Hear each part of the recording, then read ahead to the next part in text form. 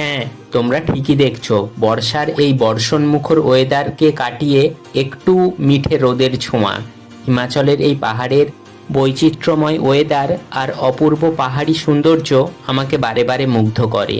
ব্যাপারটা হলো, আজ ছিল শনিবার, আর অ্যাজ ইউজুয়াল আমি এখন ডিউটিতে যাচ্ছি।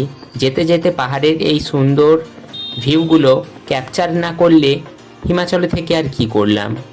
তাই ফটাফট ক্যামেরাটা বার করে এই মিঠে রোদের, সবুজ গাছপালা আর দূরের ওই পর্বতমালার ভিডিওগুলো ক্যাপচার করে নিলাম অ্যাজ এ মেমোরিজ। জানি না কতদিন এখানে থাকবো, বাট এগুলোই স্মৃতির অগোচরে উঁকি দেবে সব সময়।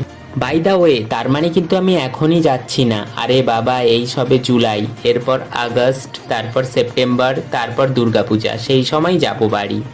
আর এখন ডিউটি থেকে বেরোনোর পর কিছু স্ন্যাক্স কিনেছিলাম।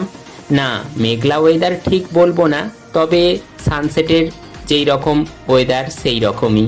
ব্রাউনির সঙ্গে দেখা হলো রাস্তায়। দেন বাড়ি ফিরে দেখি, রুমে ফিরে আর এক কাণ্ড।